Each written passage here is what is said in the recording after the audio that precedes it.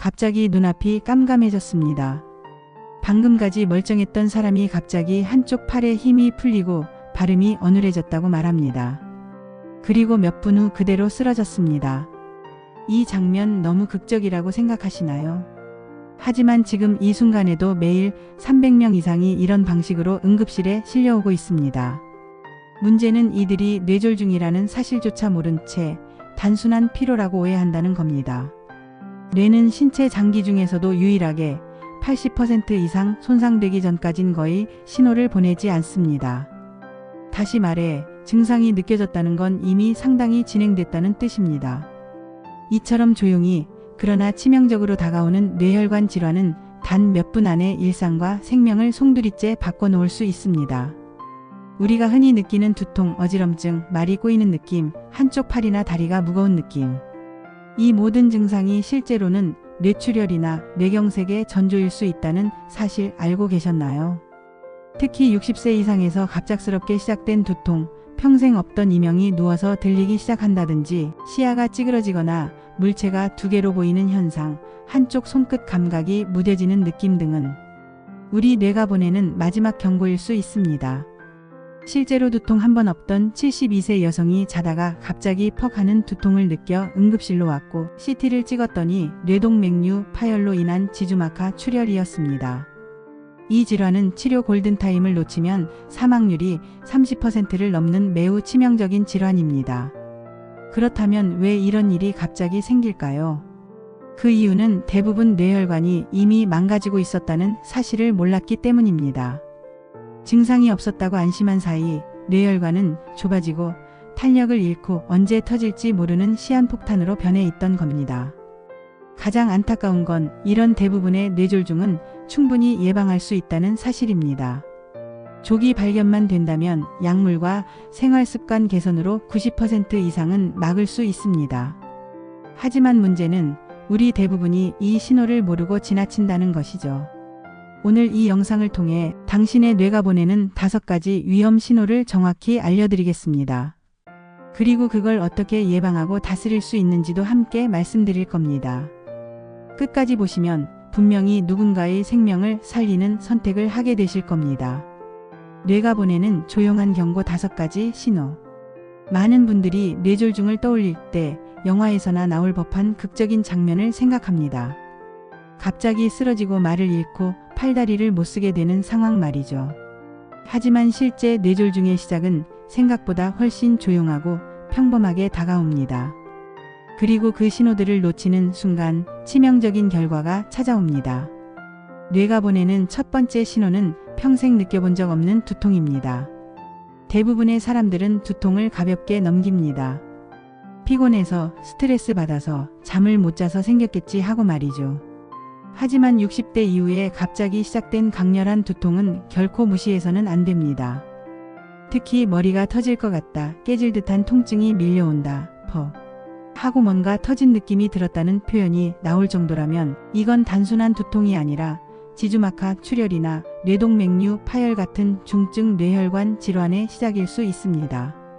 두 번째 신호는 말이 어눌해지거나 단어가 생각나지 않는 증상입니다. 갑자기 단어가 혀에서 맴돌기만 하거나 평소처럼 말하려는데 발음이 꼬이고 어색하게 들리는 현상이 반복된다면 이건 피곤함의 문제가 아닙니다. 좌측 대뇌 언어 중추의 혈류 장애가 발생했을 가능성을 반드시 의심해야 합니다. 이런 증상은 일시적으로 나타났다가 사라질 수도 있지만 일시적 허혈성 발작의 전형적인 특징이기도 하며 이는 몇 시간 또는 며칠 내 진짜 뇌경색으로 발전할 수 있는 고위험 경고입니다. 세 번째는 한쪽 팔이나 다리에 힘이 빠지거나 감각이 둔해지는 증상입니다. 예를 들어 물건을 들고 있다가 이유 없이 떨어뜨리거나 걸을 때 다리에 힘이 풀리는 듯한 느낌이 들고 균형을 잃는 경험, 혹은 한쪽 손끝이 저릿하거나 마비된 듯한 이상 감각이 온다면 이는 단순한 근육 문제로 보지 마십시오. 뇌의 운동 영역 또는 감각 영역의 혈류에 장애가 생기면 바로 반대쪽 팔다리에 증상이 나타납니다. 특히 한쪽만 이상하다면 목이나 뇌혈관 문제를 의심해야 할 강력한 신호입니다. 네 번째는 시야가 좁아지거나 물체가 두 개로 보이는 시각 이상입니다. 이런 증상은 흔히 안과적 문제로 오해하기 쉽지만 뇌혈관 이상일 가능성이 훨씬 큽니다. 시각 정보를 처리하는 후두엽 또는 시신경으로 가는 혈관에 문제가 생기면 갑자기 한쪽 눈이 가려지거나 커튼이 내려온 듯한 현상이 발생할 수 있습니다. 특히 운전 중에 옆에서 오는 차를 인지하지 못했다. 주변 시야가 사라진 느낌이 들었다는 경험은 뇌경색의 초기 증상일 수 있으며 이를 놓치면 일상생활 자체가 위협받을 수 있습니다. 5번째는 귀에서 들리는 맥박 소리 또는 이명입니다. 보통 이명은 귀 안의 문제라고 생각하지만 혈관성 이명은 다릅니다. 특히 밤에 누워 조용할 때 귀에서 슈우, 툭툭, 두근두근 같은 맥박과 유사한 소리가 들린다면 이건 혈관벽에 이상이 생기면서 혈류가 불규칙하게 흐르고 있다는 의미입니다. 혈관이 좁아져서 생기는 난류 현상, 즉 피가 제대로 흐르지 못하면서 소음이 발생하는 것인데 이는 뇌혈관이 막히거나 터질 가능성이 있다는 매우 중요한 신호입니다. 이러한 5가지 신호는 단독으로 나타나기도 하고 여러 개가 겹쳐서 나타나기도 합니다. 중요한 건 대부분이 시간이 지나면 괜찮아지는 듯 보인다는 점입니다. 그래서 많은 분들이 참았다가 결국 큰 뇌졸중으로 병원에 실려오게 됩니다. 그런데 뇌졸중은 한번 발생하면 돌이킬 수 없는 후유증을 남깁니다. 팔과 다리를 못 쓰게 되거나 말을 못하거나 심한 경우 생명을 잃을 수도 있습니다. 뇌는 우리 몸의 중심입니다.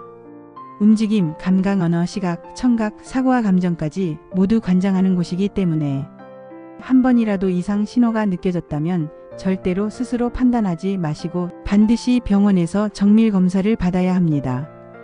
특히 60세 이후 혹은 고혈압, 당뇨, 고지혈증 등 혈관질환 병력이 있는 분, 가족력이 있는 분이라면 더욱더 빠르게 움직여야 합니다. 증상은 조용히 시작되지만 그 결과는 너무나도 커질 수 있기 때문입니다. 왜 이런 증상이 생기는가? 우리가 앞에서 이야기한 뇌의 이상 신호는 단순한 피로의 부산물이 아닙니다. 그 신호들은 이미 뇌 안의 혈관이 비정상적으로 바뀌고 있다는 명확한 증거이며 그 중심에는 뇌혈류 장애라는 본질적인 문제가 존재합니다. 왜냐하면 뇌는 매우 복잡하고 정밀한 기관이면서도 에너지 공급에 가장 민감한 장기이기 때문입니다. 뇌는 전체 체중의 2%밖에 차지하지 않지만 심장이 펌프질하는 혈액의 약 20%를 혼자 사용합니다.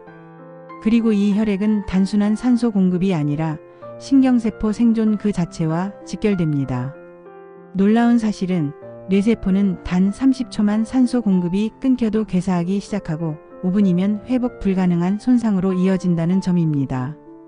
이처럼 섬세한 기관이기에 혈관이 좁아지거나 터지는 작은 변화만으로도 심각한 문제가 생길 수 있는 것이죠. 그럼 뇌혈류의 이상을 만드는 주범은 무엇일까요? 가장 흔하고도 치명적인 원인은 바로 동맥경화입니다. 동맥경화는 혈관벽에 콜레스테롤과 지방 찌꺼기가 쌓이면서 점점 혈관이 딱딱해지고 좁아지는 현상입니다. 이는 마치 오래된 수도관 안쪽에 녹이 슬면서 물 흐름이 방해받는 것과 같습니다.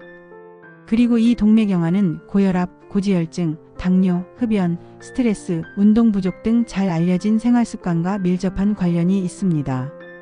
예를 들어 혈압이 높은 상태가 지속되면 혈관벽은 지속적인 압력에 의해 미세한 손상을 입습니다. 그 미세 손상 부위에 콜레스테롤이 달라붙고 혈소판이 응집되며 염증 반응이 일어납니다. 이런 과정이 반복되면 혈관 내경은 점점 좁아지고 어느 날 갑자기 그 부위가 터지거나 완전히 막히게 되는 것이죠. 뇌출혈은 이 혈관이 터졌을 때, 뇌경색은 혈관이 막혔을 때 발생합니다. 그렇다면 왜 한쪽 팔이나 다리에만 증상이 나타날까요? 그 이유는 뇌의 구조 때문입니다. 우리 뇌는 기능별로 영역이 나뉘어 있고 왼쪽 뇌는 오른쪽 몸을, 오른쪽 뇌는 왼쪽 몸을 조절합니다. 즉 왼쪽 운동 영역에 문제가 생기면 오른쪽 팔다리가 마비되는 식입니다. 또한 뇌의 감각 영역과 운동 영역은 의외로 아주 작은 부위에 집중되어 있어 작은 혈관 하나가 막히기만 해도 감각 장애나 마비 같은 명확한 증상이 생깁니다.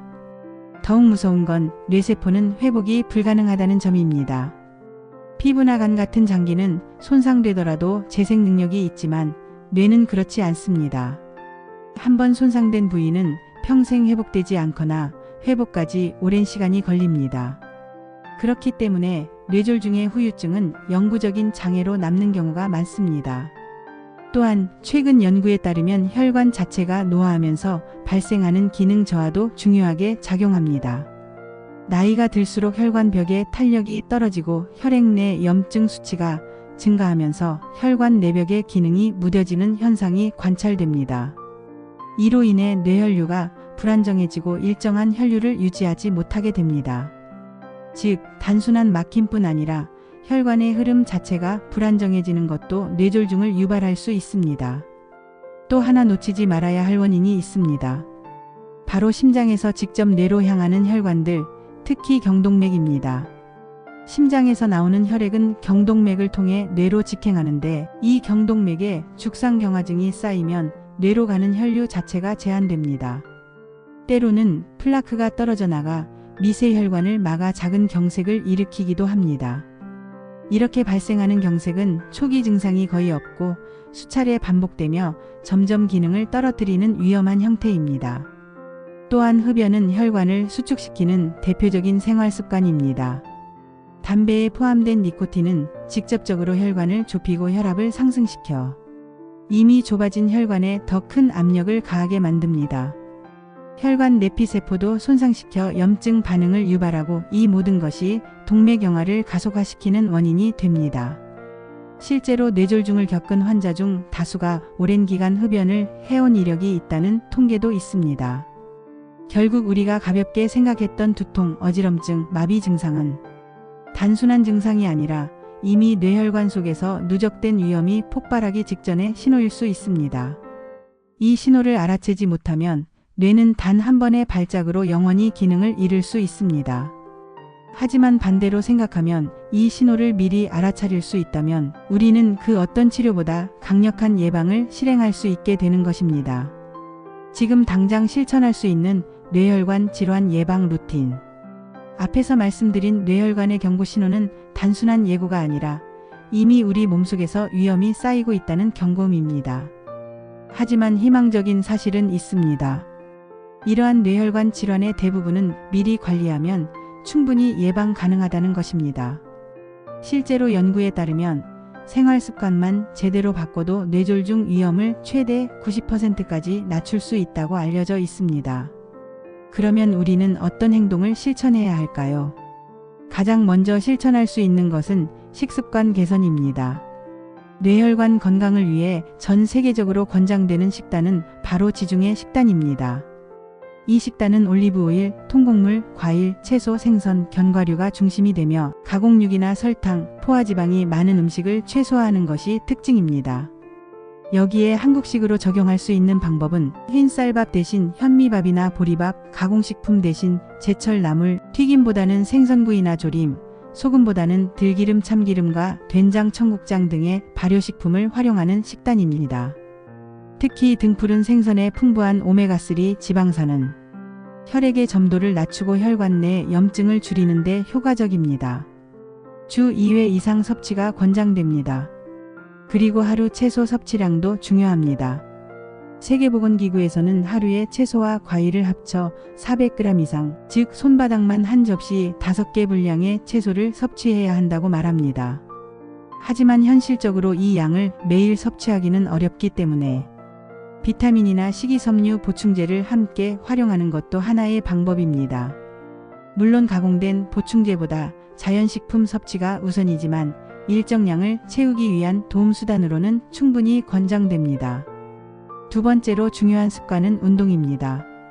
WHO에서는 뇌혈관 질환 예방을 위해 일주일에 중강도 유산소 운동을 150분 이상 또는 고강도 운동을 75분 이상 권장하고 있습니다. 중강도 운동이란 빠르게 걷기, 자전거 타기, 계단 오르기 등이 포함되며 고강도는 달리기, 수영, 등산처럼 심박수를 확실히 높여주는 운동을 말합니다. 하지만 중년 이상 시청자분들 중 많은 분들이 관절 통증이나 체력 문제로 고강도 운동을 부담스러워 하십니다. 그래서 가장 현실적이면서 효과적인 방법은 바로 걷기입니다. 일주일에 5일 이상 하루에 1시간 이상 걷기만으로도 혈액순환이 개선되고 체지방이 감소하며 혈압이 안정됩니다. 이와 함께 근력 운동도 병행하면 훨씬 더 큰 효과를 볼 수 있습니다. 특히 하체 근력 운동은 혈액을 위로 끌어올리는 펌프 역할을 하기에 뇌로 가는 혈류를 자연스럽게 돕는 역할을 합니다. 세 번째는 수면과 스트레스 조절입니다. 수면은 뇌의 회복 시간이며 스트레스는 혈관을 수축시키는 강력한 자극입니다.